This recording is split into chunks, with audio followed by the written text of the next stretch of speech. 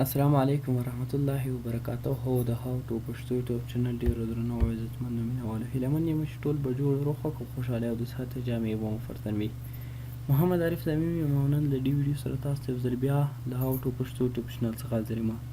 ملګرو په دغه ویډیو کې تاسو ته ښایم چې څنګه کولی شو هغه فلشونه او یا هغه میموري کارډونه او یا هغه ډرایورونه کوم چې نه فورمټ کیږي فورمټ کړو. ملګرو ځینې میموري کارډونه دې ستونزه پیدا کوي کله چې موږ هغه فورمټ کوو د هغه ډیټا ډیلیټ کوو نو نه ډیلیټ کیږي، په کمپیوټر باندې هم نه ډیلیټ کیږي او موبایل هم نشي کولی د هغه ډیټا ډیلیټ کړي او فورمټ کړي. ملګرو په دغه ویډیو کې زه تاسو داسې طریقه ښایم چې تاسو په دغه طریقې سره د سی ام ډي نه په کار اخیستنې سره کولی شئ هر هغه میموري کارډونه او یا ډرایپونه چې نه فورمټ کیږي فورمټ کړئ. ملګرو دلته زه ما سره یو میموري کارډ ده چې هغه نه فورمټ کیږي، زه تاسو ته دا ښایم.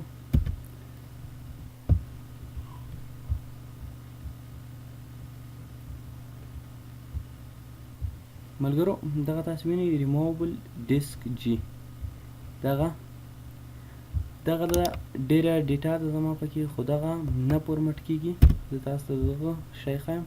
ملګرو تاسو وینئ دغه چې دی ډیر زیات شی دی کې ویډیوګانې دي کې تصویرونه دي کې او نور ډیر زیات معلومات دي پکې.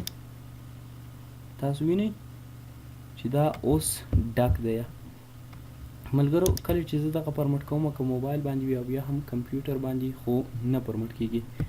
د دې د فورمټ کولو لپاره تاسو وینئ همدغه 1.40 جی بي پرېږده له 1.83 جی بي څخه همدومره چې دی دغه ډک دی. ملګرو دا بندوو. تاسو به لومړی راسئ سی ام ډي ته.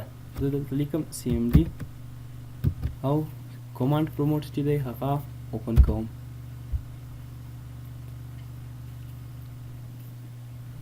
ملګرو کله مو چې سی ام ډي خلاصه کړله دلته به تاسو ولیکئ آر په لویو حروفو باندې. آر یعنې ریموو، د ریموو په معنا ده. ډي ډایرکټوري، بیا به تاسو سلش ووهئ، بیا به تاسو اس ووهئ او بیا به تاسو سلش ووهئ، بیا به تاسو کیو ووهئ او بیا به فاصله ورکئ. ملګرو دلته تاسو باید پاملرنه وکړئ چې غلط ډرایو چې دی هغه دلته سلیکټ نه کړئ. زما ډرایو چې دی چې زه سلیکټ کوم هغه جي ډرایو ده. زه تاسو ته ښایم. ملګرو تاسو وینئ دلته چې کوم ډرایو چې زه غواړم فورمټ کړم ریمووبل ډیسک جي، دغه جي ډرایو زه غواړم د دې نه ډیټا وباسم او دغه ډرایو فورمټ کړم. که چیرې دلته تاسو غلط ډرایو انتخاب کړئ نو ستاسو وینډوز به هم وځي او د تاسو ډیټا به هم فورمټ شي. ملګرو دلته باید تاسو ډیره پاملرنه وکړئ او غلط ډرایو انتخاب نه. ملګرو د ډرایو د انتخاب کولو لپاره به تاسو هغه ډرایو ولیکئ. زما جي ډرایو زه جي لیکم دلته او بیا به تاسو شیفټ بټن ونیسئ او 2 ټکي به ووهئ. ملګرو کله مو چې دا ووهه او بیا به تاسو دغه بل سلش کلیک کړئ. زه دغه سلش چې دی زه تاسو ته دغه په سکرین کیبورډ کې ښایم. ملګرو کله مو چې دغه شیفټ ونیو او دغه 2 ټکي مې ووهل وروسته له دې به تاسو همدغه سلش چې دی دغه کلیک کړئ تر څو دلته راسي. ملګرو دغه بندوم. ملګرو دغه دی آر ډي سلش اس سلش کیو فاصله جي ډرایو شیفټ ډبل ډاټ او سلش. کله مو چې دغه ووهه ملګرو وروسته له دغه به تاسو انټر ووهئ. ملګرو انټر مو چې ووهه لیک انتظار وباسو تر څو ملګرو دغه ده دا یې بیرته راواړول. سی یوزر محمد عارف تمیم. اوس زه ګورو چې هغه میموري کارډ چې ما غوښته فورمټ کړم فورمټ شوی او که نه.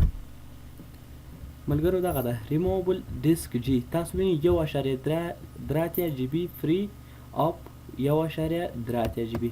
تاسو وینئ چې هیڅ شی په دغه ډرایو کې نشته. ملګرو دغه ده دیس فولډر از ام پی ټي. ملګرو دغه ویډیو همدومره وه. هیلهمن یم چې د خوښې وړ به مو ګرځېدلی وي.